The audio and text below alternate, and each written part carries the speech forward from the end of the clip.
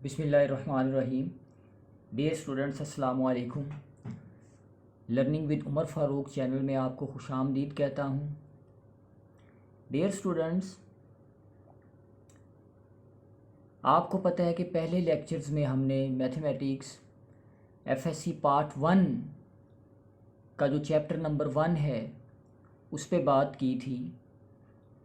Number system का chapter था, उसके ऊपर हमने बात की थी और आगे नंबर सिस्टम के ही चैप्टर्स को बढ़ाते हुए आज हम फर्दर नंबर सिस्टम्स की प्रॉपर्टीज़ पे बात करेंगे।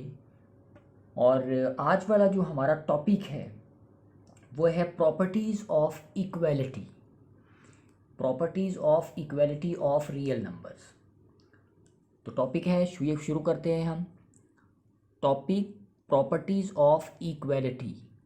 इसमें सबसे पहली जो प्रॉपर्टी है हमारे पास रियल नंबर्स के ऊपर, उसे हम कहते हैं रिफ्लेक्सिव प्रॉपर्टी। ये बड़ी आसान है। ये मैं शुरू करने से पहले आपसे ये कहता चलूँ कि जितनी ज़्यादा अच्छी ये प्रॉपर्टीज़ आएंगी, फिर इनका एप्लीकेशन एक्सरसाइज की फॉर्म में आएगा, उनको करने में बड़ी मदद मिलेगी हमें। और इनफैक्ट इन सारी प्रॉपर्टीज़ का जो एप्लीकेशन है वो एक्सरसाइज 1.1 होगी। कोई मुश्किल नहीं है ये प्रॉपर्टीज़, बस आपने ध्यान लगाना है। बहुत आसान है, इजी है। तो शुरू करते हैं जी। पहली प्रॉपर्टी है रिफ्लेक्सिव प्रॉपर्टी। ये क्या होती है? सादा अल्फाज में ये होती है कि जो भी नंबर है हमारे पास वो अपने इक्वल होते हैं। हर नंबर अपने इक्वल होते हैं। तो for all A belongs to real numbers, तो साफ जाहिर है कि ए जो है वो अपने ही बराबर होगा। रिफ्लेक्सिव प्रॉपर्टी से मुराद ये है कि हर नंबर अपने इक्वल होता है, हर रियल नंबर अपने बराबर होता है। तो ए किसके इक्वल है जी? ए के एग्जाम्पल के तौर पे देखें, अगर 5 इक्वल है, 5 रियल नंबर है, तो 5 साफ जाहिर है 5 के बराबर होगा। उसके बाद आगे सिमेट्रिक प्रॉपर्टी। सिमेट्रिक प्रॉपर्टी याद रखें, दो नंबर्स के ऊपर होल्ड करती है। फ़र्ज़ करें कि हमारे पास दो नंबर्स हैं ए और बी, कोई से भी दो नंबर्स हैं जो रियल नंबर में से हमने लिए हैं। तो अगर ए बराबर है बी के, पहला नंबर अगर बराबर है दूसरे नंबर के, तो साफ जाहिर है, इससे ये इम्प्लाइज करता है, ये निशान जो है ये दिस इम्प्लाइज का निशान है। तो दूसरे वाला नंबर किसके बराबर होगा? पहले नंबर के बराबर होगा। ठीक है जी। अगर दो नंबर हैं हमारे पास और पहला नंबर दूसरे के बराबर है, तो साफ जाहिर है दूसरा नंबर पहले के बराबर होगा। तो इसे हम कहते हैं सिमेट्रिक प्रॉपर्टी। उसके बाद आगे है ट्रांजिटिव प्रॉपर्टी। ट्रांजिटिव प्रॉपर्टी तीन नंबरों के ऊपर होल्ड करती है। मान लें कि हमारे पास तीन नंबर हैं ए बी और सी, कोई से भी नंबर्स हैं। तो अगर पहला नंबर दूसरे के बराबर है, ये एंड की अलामत है, और दूसरा नंबर तीसरे के बराबर है, तो इससे ये बात वाज़े होगी कि ए किसके बराबर है? वो सी के बराबर है। दोबारा देखें, अगर ए किसके बराबर है? बी के, और बी किसके बराबर है? सी के, तो फिर ए किसके बराबर होगा? वो सी के बराबर होगा। उसके बाद आगे है जी एडिटिव प्रॉपर्टी, यानी हम ऐड करते हैं। ये भी तीन नंबर्स के ऊपर होल्ड करेगी। ए बी सी कोई रियल नंबर हैं। फ़र्ज़ कर लेते हैं कि ए बराबर है बी के, तो इससे क्या मुराद है कि लेफ़्ट हैंड साइड पे अगर कोई नंबर जमा करते हैं, ऐड करते हैं, तो वही नंबर अगर राइट साइड पे ऐड करेंगे तो उन दोनों में कोई फ़र्क नहीं आएगा। तो इधर देखें, ए बराबर बी के था, तो ए में अगर सी जमा करते हैं तो ये हमेशा बराबर रहेगा बी को जब सी में जमा करेंगे। तो इसे हम कहते हैं जी एडिटिव प्रॉपर्टी। उसके बाद आगे है मल्टीप्लिकेटिव प्रॉपर्टी।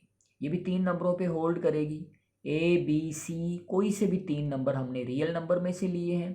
अगर ए बराबर है बी के, तो लेफ़्ट साइड पे अगर इसको किसी सी नंबर से मल्टीप्लाई करते हैं और राइट साइड पे भी इसको उसी सी नंबर से मल्टीप्लाई करते हैं, तो इनकी इक्वलिटी के ऊपर कोई फ़र्क नहीं आएगा। Equality remains the same. याद रखें, अगर दो नंबर आपस में बराबर हों तो दोनों तरफ मल्टीप्लाई करने से या एडिशन करने से कोई फ़र्क नहीं आता है। उसके बाद आगे है cancellation property with respect to addition. Cancellation property with respect to addition, ये उलट है, ये प्रॉपर्टी उलट है एडिटिव प्रॉपर्टी की। वो किस तरह से? मान लें कि हमारे पास तीन नंबर हैं ए बी और सी, ये रियल नंबर में से हमने लिए हैं। ए प्लस सी इक्वल है बी प्लस सी के। ज़रा देखें, एडिटिव प्रॉपर्टी में ए प्लस सी इक्वल बी प्लस सी बाद में आता था। अब ये वाला जो हिस्सा है हम ये कहते हैं कि ये पहले बराबर है, तो साफ जाहिर है ये दोनों तरफ से कैंसिल हो जाएगा सी, तो बाकी क्या रह जाएगा, ए इक्वल बी रह जाएगा। ठीक है ना जी। इसी तरह अगली प्रॉपर्टी है cancellation property with respect to multiplication. Cancellation property with respect to multiplication, ये उलट है प्रॉपर्टी मल्टीप्लिकेटिव प्रॉपर्टी। अब देखें ये वाला हिस्सा पहले लिख लेंगे हम, दोनों तरफ सी जो है वो कैंसिल हो जाएगा, तो ए किसके इक्वल आ जाएगा, बी के इक्वल आ जाएगा। ठीक है जी। अब फर्दर देखते हैं इसको। आगे हमारे पास प्रॉपर्टीज़ हैं, प्रॉपर्टीज़ ऑफ इनइक्वालिटी, इसको ऑर्डर प्रॉपर्टीज़ भी कहते हैं। और याद रखें जो इनइक्वालिटी के निशान है, इसको एक को हम लेस देन कहते हैं और एक को ग्रेटर देन कहते हैं। इनको थॉमस हेरियट, एक मैथमेटिशियन था, उसने इंट्रोड्यूस इन साइंस को करवाया था।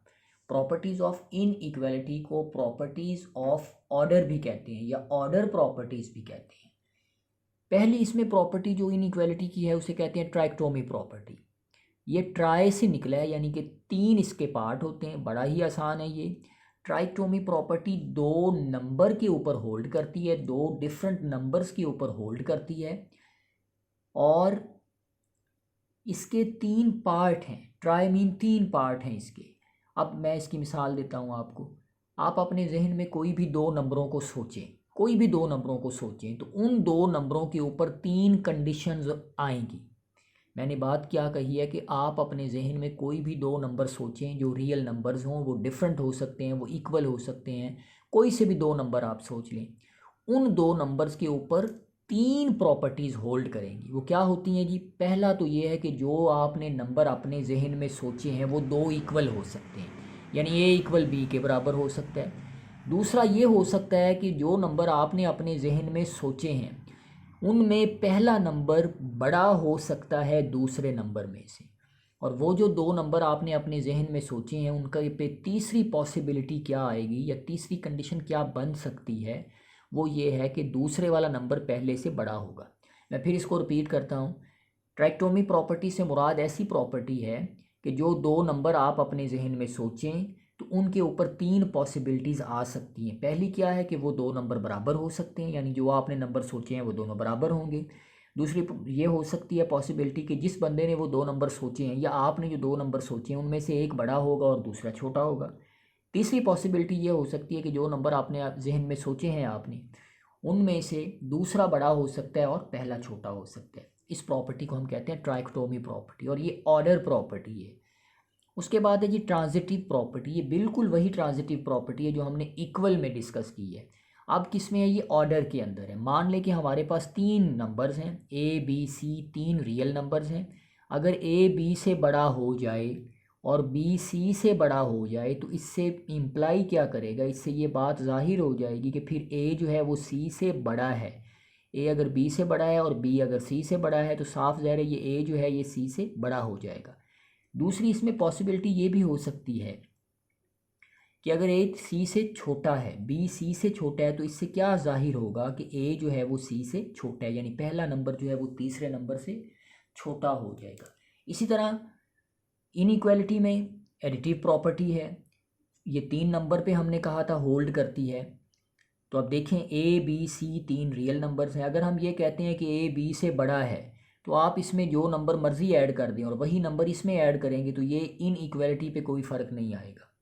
जिस तरह अगर 5 3 से बड़ा हो तो 5 में अगर आप जिस तरह से 5 अगर बड़ा है 3 से तो 5 में आप जो मर्ज़ी जमा कर दें और 3 में भी जो मर्ज़ी जमा कर दें तो वो जो साइड लेफ़्ट वाली है वो हमेशा राइट वाली साइड से बड़ी रहेगी।